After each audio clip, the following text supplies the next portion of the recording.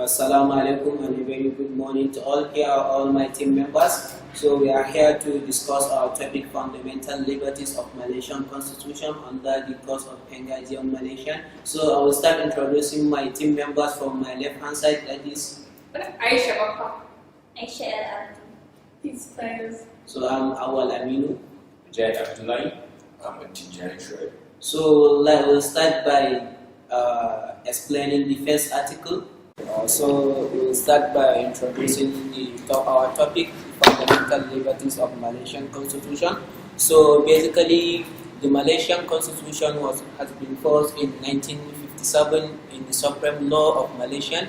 The Federation of Malaysia was initially called the Federation of Malaya, Malay and Pasal-Puatun Tanah Melayu, and it is adopted in the present name Malaysian when it is the state of Sabah and Sarawak and Singapore. Now they are all independent, together form the Federation of Malaya. And 7.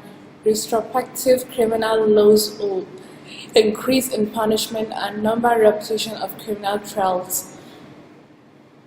We have 3 criminal laws and procedure. Number 1, no person shall be punished for an act or omission which was not punishable by law when it was done or made. Number 2, no person shall suffer greater punishment for an offense than was prescribed by law at the time it was committed. Number 3, a person who has been accused or convicted of an offense shall not be tried again for the same offense, except where a ritual is ordered by a court. And then we have the Article 8, that was equity. It provides that all persons are equal by the law entails to its equal. Article 9, prohibition and punishment of and freedom of movement in Malaysia, means Article 9. So in these articles, protect of Malaysian citizens being banished from the country. It further provides that every citizen has the right to move freely throughout the Federation, but the Parliament is allowed to impose some restriction in the movement of the citizen from Peninsular Malaysia to Sabah and Sarawak. So I'm going to present with Article 10. So the Article 10 is talking about the freedom of speech, assembly and association. So it grants some freedom of speech and the right to assemble peacefully, and also the rights from every association in Malaysian citizens. But such freedom and rights are not absolute. The Constitution itself, by Article 10, Section 2, 3 and 4, express and permit the Parliament by the law to impose some restriction and interest of the security of the Federation, and also friendly relation with Malaysia, which came into force in 1957, is the Supreme Law of Malaysia. The Federation was initially called the Federation of Malaya, in Malaya Pasikutan Tanan Melayu, and it is adopted in the present name Malaysia when the state of Sabah, Sarawak and Singapore, now independent, together form the Federation. The Constitution established the Federation as a constitutional monarchy, having Yang di Pertuan Agong as the head of the state, whose rule are legally ceremonial.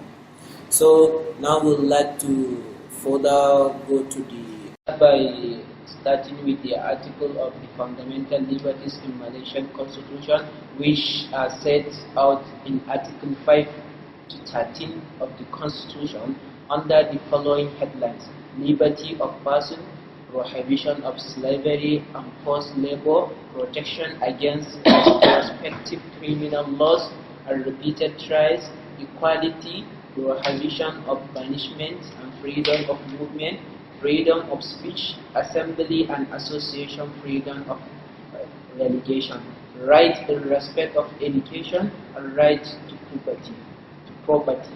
Some of these liberties are right and subject to limitation and exception of some of the available citizens only, for example, the freedom of speech, assembly, and association. We'll continue with the freedom of association.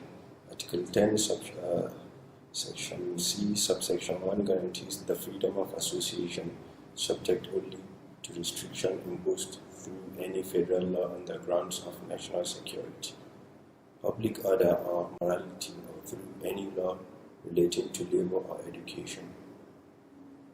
In relation to the freedom of incumbent elected legislators to change their political parties, the Supreme Court of Malaysia in the Kelantan State Legislative Assembly 5. Nordin Saleh held that an anti-party hopping provision in the Kelantan State Constitution violates the right to freedom of association.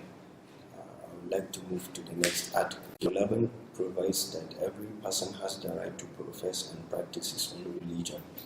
Every person has the right to propagate his religion, but state law and in respect of the federal territories, federal law may control or restrict the propagation of any religious doctrine or belief among Muslims. There is, however, freedom to carry on missionary work among non-Muslims.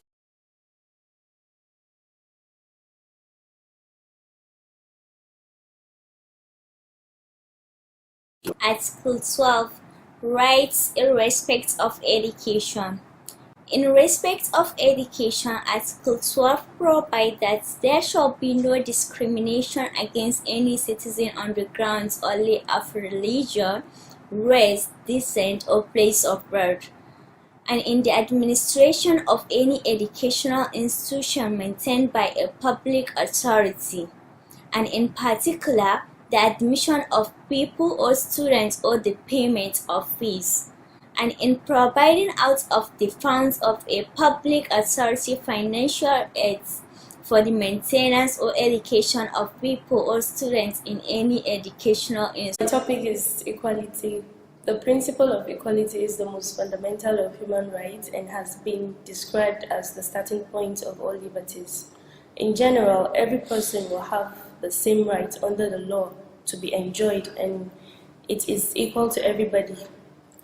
There are some privileges given to certain people, such as indigenous people and the Bumiputra in Malaysia.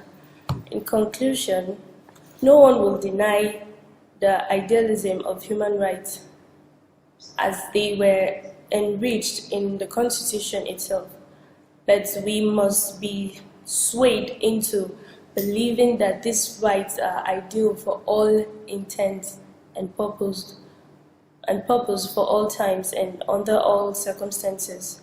To be fair, these rights can only be appealed in times of peace and property. The basic principles of human rights, which include the fundamental liberties, should be upheld not only by those who call themselves democratic government, but also by those people who claim themselves to be citizens of a democratic. Thank you very much. Here we bring to the end of our presentation for the topic, the fundamental liberties of Malaysian Constitution. Here are all my team members. Thank you very much for giving us your time and support. We really appreciate it. So finally, I have one question to ask from all the articles that we discussed under the article of freedom of movement. So I would like to throw this question out to all our team members. Does Malaysian citizens have the right to move freely throughout the federations? Okay, let me answer it for you. Yes, of course. Every citizen in Malaysia has the right to move freely throughout the federation.